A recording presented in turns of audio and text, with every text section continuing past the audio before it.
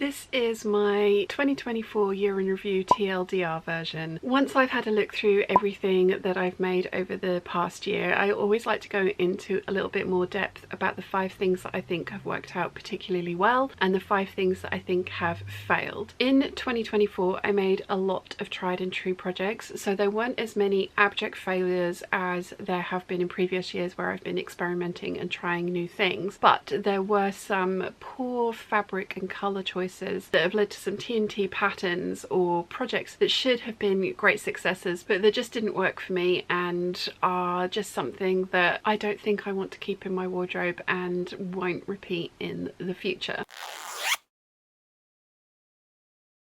So let's get through the top 5 hits first, because those ones I have spoken about at length in the year in review video, and also it's much more fun to hear about the failures than it is to hear about the wins. First up is my red coat, the McCalls 6800. I absolutely love this thing. It is epic, it is gorgeous, I love how it looks. Its only downside is that it's incredibly heavy and very, very warm, which means that it is not really an appropriate coat for the place that I live for a lot of the year. I'm probably going to be able to wear it for the rest of January, beginning of February, but after that it's probably going to end up being way too hot for me. But I'm classing it as an epic win because it's beautiful and it's a definite contender for the pattern that I'm going to use for the very expensive Harris tweed that I want to eventually treat myself to. Next up are all of the 7289 McCalls shrugs that I've made, and I have made a lot over 2024. I absolutely love this piece. It's very quick, it's very simple, but it's very effective and it works really well for my wardrobe. For the type of clothes that I like to wear, I like to highlight my smallest part, which is my waist, as much as possible and as often as possible, and a lot of the cover-ups that I have are ever so slightly either too long or kind of, I don't wear them done up so they look slightly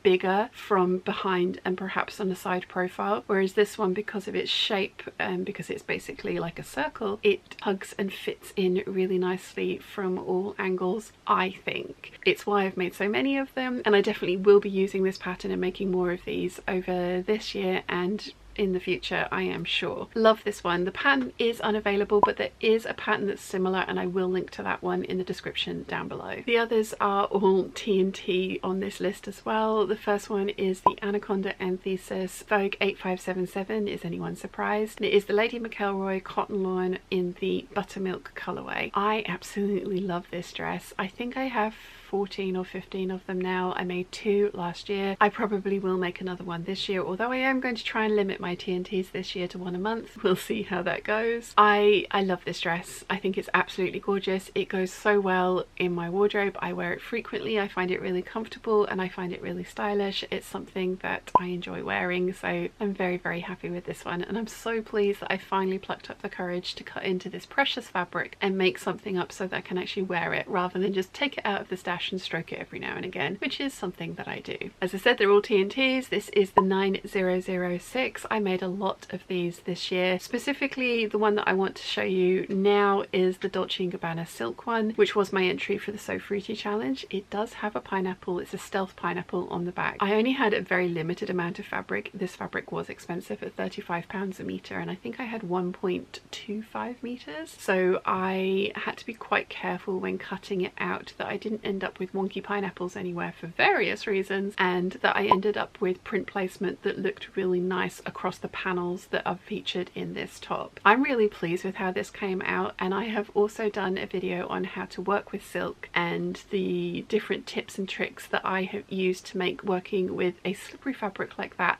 little bit easier. And then the last one that I want to feature in the successful side of the category is the 7974 border print, specifically the kind of floral one. I've had that fabric in my stash for a very, very long, well, technically I've had that fabric in Mum's stash for a very, very long time, but she very kindly did a swap with me for something that's far more her colour palette, and she gave me that very bright floral even though it's on a black background. I love how that's turned out. I am so pleased with that dress. It was a fabric that I got from Stitch Fabrics, and it's one that I could never get again. It's like you know, it's not out there anymore. It's not something that is replaceable. So I've been hoarding it for the longest time, making sure that I was going to make the right thing with it, to the point where I even practiced with another border print that I had. I love the 7974. It's a dress that I wear frequently. It's a dress that I enjoy wearing. It's a dress that I make often with different tweaks. Like this one has the sleeves from the Vogue 9328. It could be the 9327, one of those ones, and it's got a box pleated skirt on it, just to try something a little different from the standard pattern, and I'm over the moon with how it turned out. I absolutely love it. So that is the last of my top 5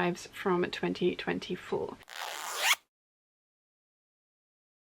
Let's move over to the misses from the year, because they're always more fun to talk about, or at least they seem to be from your guys' perspective. First up is the cream princess coat that I made at the beginning of the year. It was something that I kind of made in a bit of a panic, because Mum and I had agreed to take a week and make a coat together. We had picked out a Vogue pattern that I was really excited about, and I had got the pattern traced and was about to cut out the 12 for it, or the calico for the 12 for it, and Mum changed her mind. She said it was far too full in the skirt and she wanted to try something different. So Mum decided to make the Lezon trench coat, but with a lot of tweaks to it, and she's ended up with something that she absolutely loves. And I had 3 meters of this cream wool from Lady McElroy that I got as a remnant, so I couldn't buy any more of it. I had always intended to make a Lezon trench coat, but I wanted to lengthen the skirt of it to work better with my wardrobe and the things that I have in there, because I don't like the bottom of my dresses and skirts kind of like peeking out of the bottom of a fitted coat like that. It's not my favorite look, and I didn't have enough fabric to lengthen the skirt to the extent that I wanted to, so I kind of scrambled around and I was like, you know what, I'm gonna make the Gertie princess coat, because I love that thing. I have 2, although one of which Mum has definitely adopted. I have 1 in my wardrobe and I would like another one. This cream fabric's going to be awesome. It's part of the Anaconda and Thesis collection, and I can do a shorter peplum skirt on this coat and it's going to look fabulous. I don't like peplums on me, or at least I don't like this level of peplum on me, and I should know better, because I have a green velvet coat that's a similar length that I very rarely wear. Yeah, I just plowed ahead, made this coat, tried it on, and I don't love it. I've not worn it once. Dad also said that the cuffs that I added on made him think of Buddy the Elf. And I couldn't kind of unsee it once he'd said that. I have been going back and forwards on whether I am going to attempt to rescue this coat or not. I have an idea for how I can make it work for me. I have a couple of ideas of how I can make this work for me, one of which is cropping it at the waist, which in theory is going to be the easiest and should work, but I don't think I would end up wearing that one either, because for the type of fabric it is, it's a warm wool which has been interlined with cotton flannel. It's a warmer coat, and I just don't think I would like it cropped at the waist, which means that I need to lengthen it, which means that I need to buy some new fabric to lengthen it with. Now I have found some fabric that I like. I can't buy more of exactly the same thing because I got it as a remnant. I don't have it in stock anymore, and I bought the remnant like 6-7 years ago, so it's been in the stash for a while. So yeah, I think I'm going to try and lengthen the coat, and I have, as I say, the green velvet one that I want to do the same thing with. So it is something that I'm going to try and rescue. I've been debating back and forwards whether I even try this or if I just donate it as is, or give it to a friend or family member as is and just call it a day. But I think I can make it work for me, and if it doesn't, it's still going to be a nice coat after I've done all the work to tweak it. So I think it's going to be worth the tweaking, but we shall see. That was my first fail, which was kind of disappointing. Never mind, you live and you learn, and that length of peplum is just not for me, which is also why my Berda Dirndl project kind of ground to a halt, because the peplum on that is exactly the same length and I just don't like it. So anyway, that even didn't even get a look in last year. So the next utter fail of 2024 was my tan knit projects. Now theoretically I have worn all of these and I do like all of these, but they are very muted in colour. I do like the tan brown. I think it's a very, very nice colour. I just think in the quantity, or the kind of like the predominant colour of those sets being that tan brown and then muted colours with it, just made it not my favourite. I love the ribbing on on the Rigel Bomber Jacket. I think that is gorgeous, and it's a really rich brown with the kind of like ochre yellow and ivory, but it just,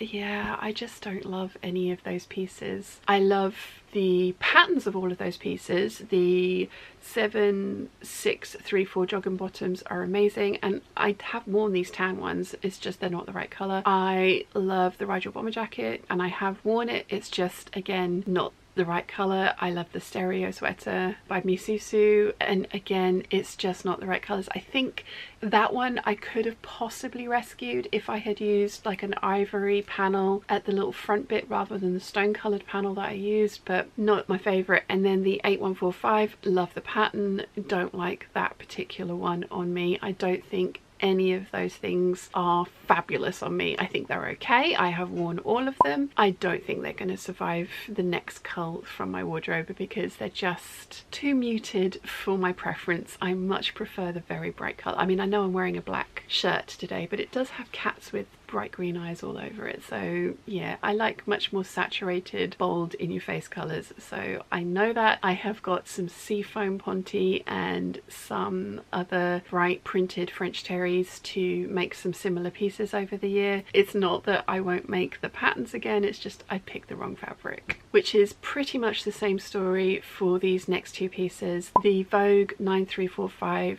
tie front shirt with solid collar, and then the Holston skirt. I love both of these pieces, and the 9345, I've made loads of them last year and absolutely love them, but this fabric is just the wrong fabric for me. It's too muted. It's a sage and ivory stripe, and it's a really pretty fabric. It's just not bold enough for me. I really wanted to make the Holston skirt because it's got the weird and wonderful seam lines in it with a striped fabric, so that it would really show off those weird and wacky seam lines, and it just gets lost in this particular item because the print is just not bold enough. Neither of those pieces have survived in my wardrobe. I've given the skirt to mum, and the shirt is up for grabs for friends and family. So yeah, that was a fail, and again it was the wrong fabric. And I think whatever I'd have made with that fabric wouldn't have worked for me. I should have realised that and destashed it, but I was convinced that that was going to be a great kind of neutral print for my Anaconda Anthesis collection, and it was going to work with all the other louder actual print parts of that collection.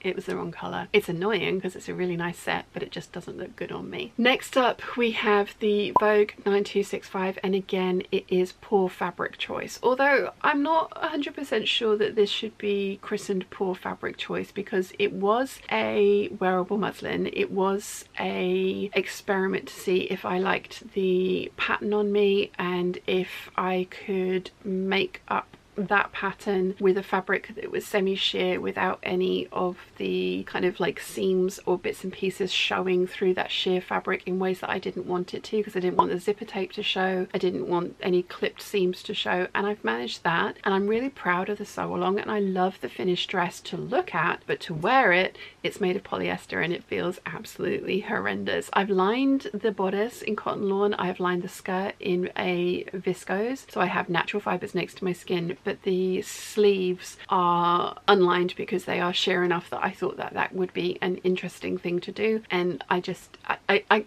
hot flushes the minute I put that thing on. The print is gorgeous, the bodice is gorgeous, the overall dress is gorgeous, the fabric is not for me. And again, this was fabric I bought years ago when I fell in love with the print. I saw it on Josie on an experimental space. She'd made up a dress extension from one of her patterns in this fabric, and it looks fabulous, and I was just like, oh, I need that. Yeah, it's been sitting in the stash ever since, so I'm really glad that I've used it. It's made a nice dress. Hopefully somebody will love it. It's just not me. That one needs to go. And then the final miss for the year are two matching sets that I made in two patterns that I absolutely love. The 9006, which you saw featured in the hits of the year, the Dolce & Gabbana one, and the two box pleated skirts. I love both of those patterns and I love the fabric. I just think I did the wrong combination. I really liked the idea of having these interchangeable pieces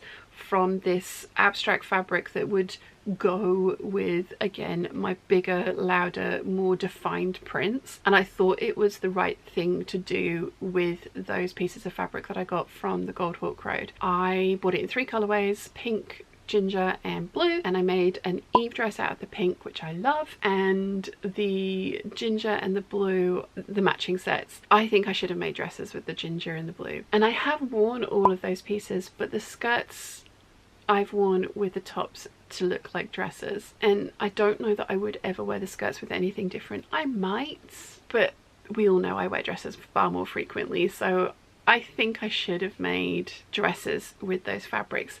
However, having said that, all 3, the pink, the ginger and the blue colorways, are also quite muted, and I'm thinking that maybe if they had been a little bolder in the print and the color, like the saturation of the color, I might feel differently about it. Like, I love the pink Eve dress that I made a couple of years ago, but I don't really wear or reach for that one that frequently over some of my brighter, louder, more saturated prints from my Eve wardrobe, of which I have a lot. So maybe it was the fabric print as much as it was the combination that I made with them. I'm not sure, but I kind of regret those makes as well. I kind of wish I'd made dresses with those lengths of fabrics rather than the separates, but I don't know. What do you guys think? You'll have to let me know in the comment section down below. Do you agree with my hits? Do you agree with my misses? I think it's kind of interesting that the miss side of things is predominantly because I fluffed up on the fabric and colour choices. There's only the one, which is the coat, which was a pattern error on my part. I just should have known that peplums are not for me. So I think that's kind of interesting and definitely something for me to reflect on, and it's definitely affected my fabric buying since having my colours done. And I know I've waxed lyrical about this for years now, because it's been 3 years since I've had my colours done. Wow. Or is it 2 years? It's been a while since I've had my colours done, but I have literally like waxed lyrical about it every single opportunity that I've had. But since having those done and like using that knowledge to look at my wardrobe and to look at my fabric purchases, I've destashed a bunch of things, and I'm so happy with everything that I've got back here. It's all very bright and saturated and bold colours and prints. So I think it's kind of interesting that the fails for me are definitely in the fabric choice and colour choice rather than in the pattern choice. But it was a year of T&Ts, so the fact that some of them were fails even though they were T&T patterns just goes to show how important fabric and colour choices are. I hope you enjoyed that slightly deeper dive into some of my favourites and some of the misses from last year. I always enjoy doing these kinds of videos and looking back and thinking about why things worked for me and why things didn't, so I can underline those points in my own brain and hopefully not make the same mistakes going forward. I'm trying to buy less fabric this year because, as you can see, I still have an awful lot behind me to use up, but when I do buy fabrics, I'm hopefully going to be much more mindful and thoughtful about the composition, the colour and the print. If you've enjoyed this video, you might want to check out this one here.